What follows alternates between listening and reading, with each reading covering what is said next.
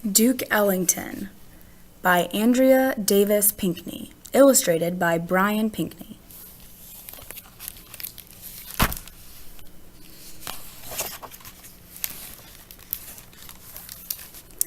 You ever heard of the jazz-playing man?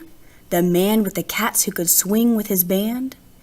He was born in 1899 in Washington, D.C., born Edward Kennedy Ellington. But wherever young Edward went, he said, "Hey, call me Duke." Duke's name fit him rightly. He was a smooth-talking, slick-stepping, piano-playing kid. But his piano playing wasn't always as breezy as his stride. When Duke's mother, Daisy, and his father, J.E., enrolled him in piano lessons, Duke didn't want to go. Baseball was Duke's idea of fun, but his parents had other notions for their child. Duke had to start with the piano basics. His fingers playing the same tired tune, 1 and 2 and 1 and 2. Daisy and J.E. made Duke practice day after day. To Duke, 1 and 2 wasn't music. He called it an umpy-dump sound that was headed nowhere worth following. He quit his lessons and kissed the piano a fast goodbye.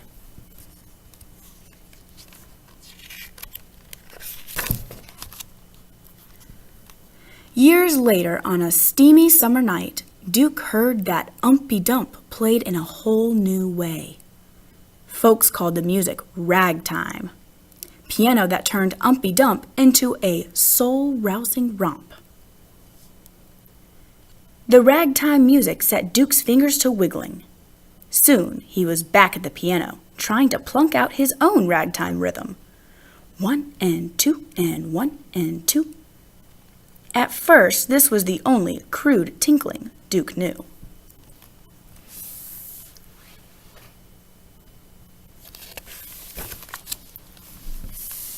But with practice, all Duke's fingers rode the piano keys. Duke started to play his own made-up melodies. Whole notes, chords, sharps, and flats.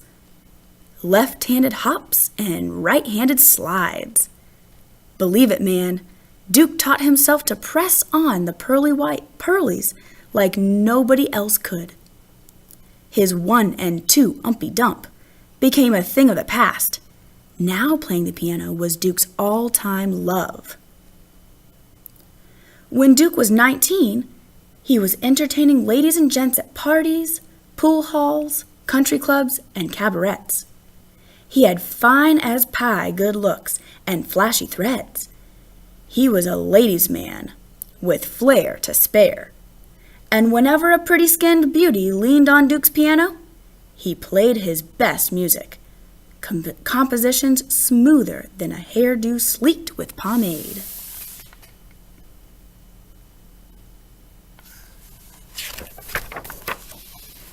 It wasn't long before Duke formed his own small band, a group of musicians who played all over Washington, D.C. But soon they split the D.C. scene and made tracks for New York City, for Harlem, the place where jazz music ruled. They called themselves the Washingtonians and performed in all kinds of New York City honky-tonks. Barron's Exclusive, the Plantation, Cairo's, and the Kennedy Club. Folks got to know the band by name and came to hear them play.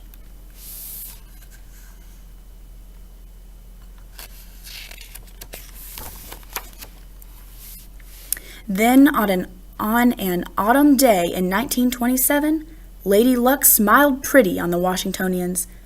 They were asked to play at the Cotton Club, Harlem's swankiest hangout, a big-time night spot. The Cotton Club became a regular gig for Duke and his band. They grew to 12 musicians and changed their name to Duke Ellington and his orchestra. Night after night, they played their music, which was broadcast live over the radio.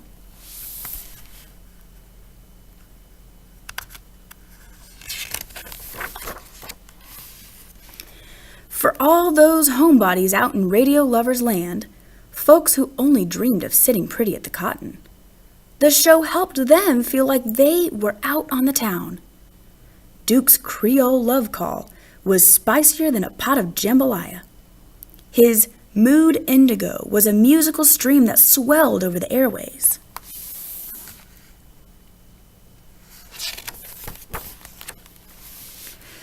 Sometimes the orchestra performed their tunes straight up, but other nights, when the joint started to jump, Duke told his band to play whatever came to mind, to improvise their solos, to make the music fly.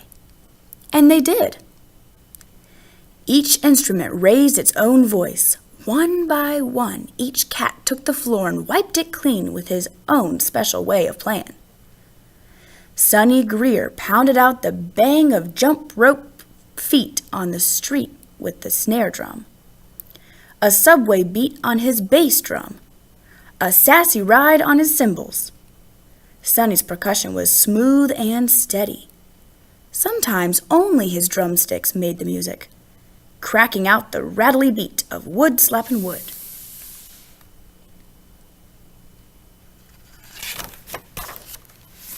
Along with Sonny, Joe, Tricky Sam Nanton, went to work on his trombone, sliding smooth, melodic gold.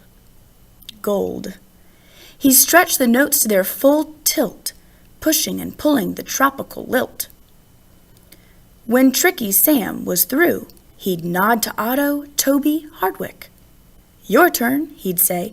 "Take the floor, Daddy-O."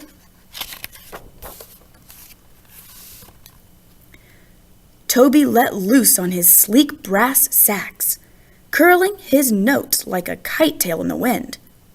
A musical loop-de-loop with a serious twist.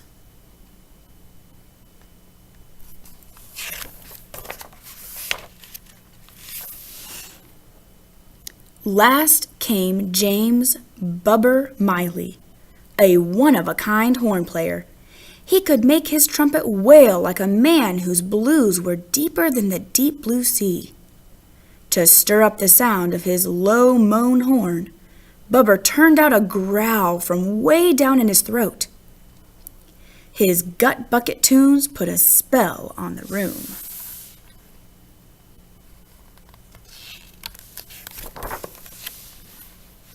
Yeah, those solos were kickin'.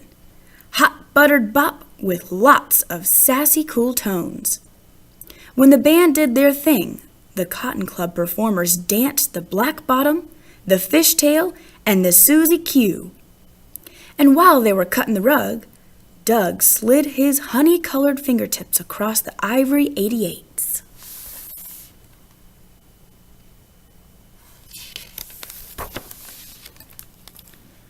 The word on Duke and his band spread, from New York to Macon to Kalamazoo and on to the sunshiny Hollywood Hills. The whole country soon swung to Duke's beat. Once folks got a taste of Duke's soul-sweet music, they hurried to the record stores asking, "Yo, you got the Duke? Slide me some King of the Keys, please. Gonna play me that Piano Prince and his band." People bought Duke's records, thousands of them. In 1939, Duke hired Billy Strayhorn, a musician who wrote songs. Billy became Duke's ace, his main man. Duke and Billy worked as a team. Together they composed unforgettable music. Billy's song, "Take the A Train," was one of the greatest hits of 1941.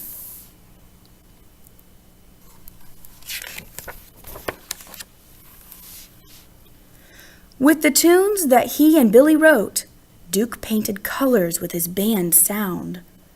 He could swirl the butterscotch tones of Tricky Sam's horn with the silver notes of the alto saxophone. And oh, those clarinets! Duke could blend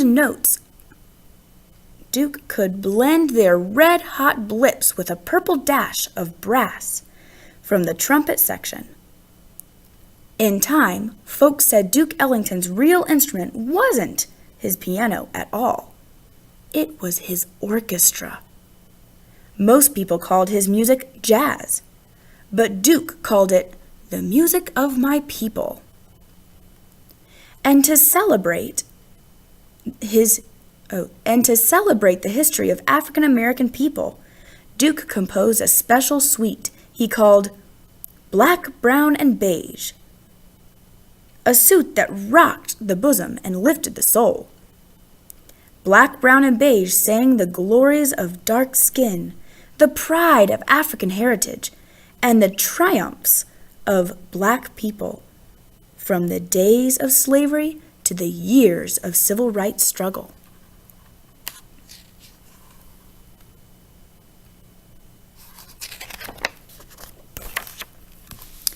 Duke introduced Black, Brown, and Beige at New York's Carnegie Hall, a symphony hall so grand that even the seats wore velvet.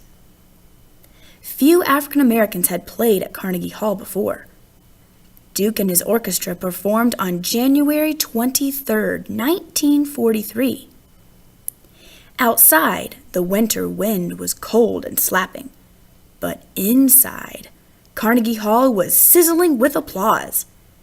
Duke had become a master maestro. Because of Duke's genius, his orchestra now had a musical mix like no other. Now you've heard of the jazz-playing man, the man with the cats who could swing with his band, king of the keys, piano prince, Edward Kennedy Ellington, the Duke.